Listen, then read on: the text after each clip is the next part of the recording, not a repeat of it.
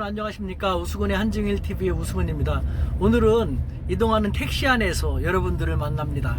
이렇게까지 열심히 하고 있지 않습니까? 근데 그 일본 정부가 방위백서에 매년 독도는 지네 땅이라 우기고 있지 않습니까? 게다가 올해는요, 독도 상공에서 충돌이 발생할 때 항공자위대 전투기 긴급 발진 스크램블이라고 하는데요, 긴급 발진의 가능성을 최초로 적시했다고 합니다. 그러니까 독도 영유권 주장을 좀 더 확실하게 하기 위해서 군사적 행동까지 시사한 것인데요, 조금 더 도발의 수위가 높아졌다라고 우리가 볼 수 있겠죠. 그에 대해서 우리는 어떻게 하면 좋을까, 그거에 대해서 제가 오늘 막 나온 뉴스이기 때문에 바로 논평을 하고 여러분들에게 이런 식으로 우리는 대처하면 좋겠다라는 것을 알려드리기 위해서 이렇게 택시 안에서 만나는 것입니다. 잘 안 들리시더라도 이해해 주세요. 자, 우리는 어떻게 하면 될까요? 별로 걱정 안 해도 됩니다. 당연하게 지금처럼 단호히 대처하면 됩니다. 제 식으로 표현하자면요, 아베야 한번 해보렴. 저는요, 아리가또 땡큐 아베, 오히려 그렇게 말하고 싶을 정도입니다. 왜 그런지 그 이유를 한번 들어보시겠습니까? 먼저 독도는 우리 대한민국 영토라는 것은요, 제가 1998년 일본 게이오 대학에서 석사과정할 때 이미 논문을 쓰면서 확실히 제 스스로 알아냈습니다. 하도 문제가 되기 때문에 제가 일본에 있는 독도가 한국 땅이라는 것 혹은 일본 땅이라는 자료 같은 걸 다 찾아가지고요, 그 독도가 대한민국의 영토라는 그 주장 및 근거라는 소논문을 냈는데요, 그때 저희 지도교수, 일본에서 국제법으로 되게 유명한 학자신데 그분이 평가하시기를 한국인이 최초로 독도가 한국 땅이라는 논문을 일본에서 발간한 건 처음이다 라고 이렇게 평가를 해주시더라고요. 저는 거기서 독도가 우리 땅이라는 걸 명확히 알았습니다. 그러니까 독도는 우리 땅이라는 것에 대해서는 더 이상 말할 필요도 없고요. 자, 여하튼 그러면은 아베는 강경하게 이런 식으로 도발의 수위를 높이려고 하지만 저는요, 일본 사회는 아베를 따라주지 않고 그리고 따라주지 못하기 때문에 우리는 그렇게 걱정할 필요가 없다라는 생각이 든다는 것이죠. 첫 번째, 아베는 군국주의를 지향하고 있습니다. 어떤 이유가 있든지 어떤 뭐가 생기더라도 그것을 구실로 해가지고 계속해서 도발의 수위를 높이려고 할 텐데요, 하지만 일본 사회는 첫 번째, 따라주지 않을 것입니다. 무슨 말이냐, 양식 있는 일본인들이라든가 시민단체라든가 혹은 일본 사회가 전 세계에서 유일하게 갖고 있다고 자랑으로 여기는 평화헌법을 지키려는 사람들이 아직도 절반 이상이거든요. 그런 사람들이 아베가 계속해서 그런 도발을 하고 이제는 자위대 전투기까지 발진하면서 우호적이었던 한국과의 관계가 군사 일촉즉발의 대립 측면까지 가는 거에 대해서 더 이상 좌시하지 않을 것입니다. 제가 일관되게 말씀드려왔던 것처럼 아베가 저렇게 도발 수위를 높일수록 꿈틀거리지도 않았던 일본인들이 여기저기서 꿈틀꿈틀 모여가지고 반대의 모습을 보이기 시작하고 있지 않습니까? 아베는 계속 이런 식으로 둔다면요, 이 일본 사회를 지키는 침묵하는 이 대다수의 양식 있는 사람들이 더 많이 움직이게 만드는 촉매제 역할을 할 것입니다. 결국 아베의 자승자박이 될 것이기 때문에 저는 걱정할 필요가 없다고 생각되고요. 두 번째, 일본 사회가 금방은 따라주지 않을 것이다 라고 했고, 이번에는 따라주지 못할 것이다 라는 것입니다.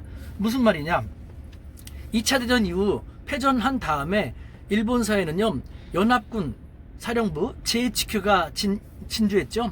미국을 중심으로 더글라스 메카더 장군을 중심으로 7년 동안 일본을 통치를 하면서 일본인들이 그냥 내버려 두면은 천황을 중심으로 똘똘 뭉쳐서 무슨 일을 저지르고 하니까 GHQ 연합군 사령부가 역점적으로 전개한 것 중에 하나가요, 일본인들이 더 이상 애국심을 갖지 못하게, 단결하지 못하게 하는 서구식 개인주의, 이기주의 사상을 전파하는 데도 주력을 했습니다. 그 결과 지금 일본은요, 옛날에 똘똘 뭉치는 그 일본인들하고 너무 판이하게 달라졌어요.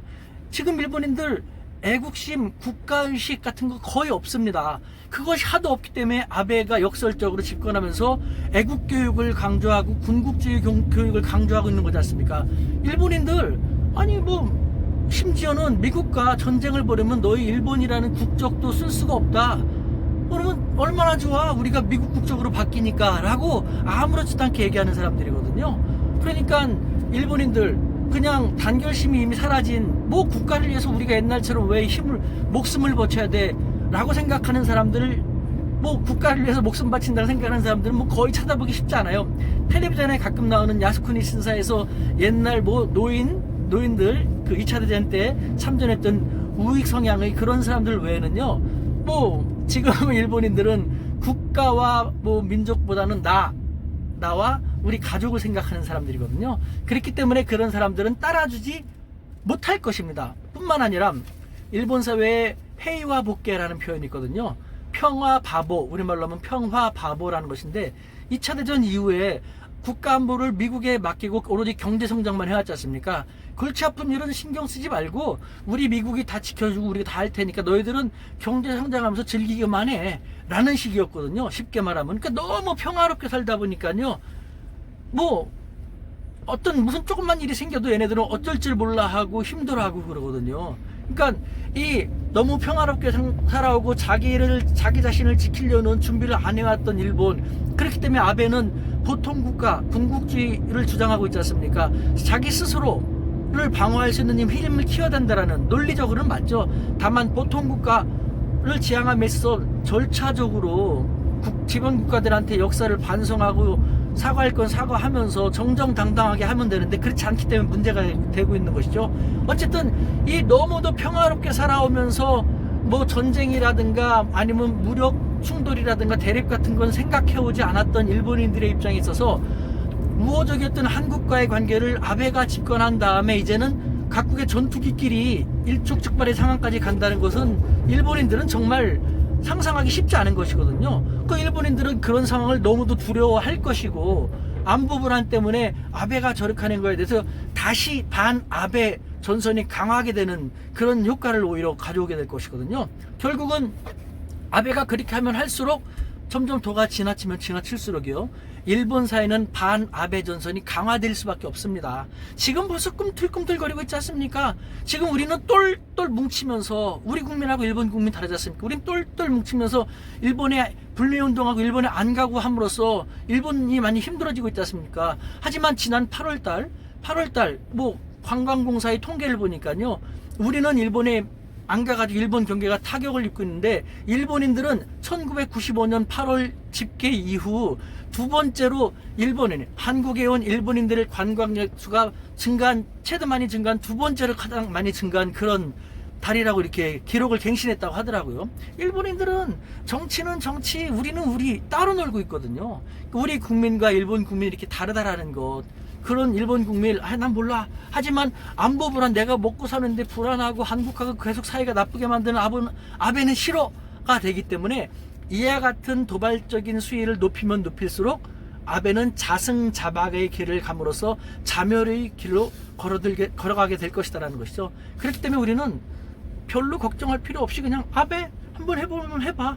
너 스스로의 명줄을 더 재촉시키는 것이니까 잘 해보렴 라는 담대하고 여유로운 시각으로 바라보면 되겠다라는 것입니다. 차 안에서 흔들리면서 해갖고 얼마나 잘 나왔는지 모르지만 여러분들 신속하게 한번 평론을 해봤습니다. 짜이젠.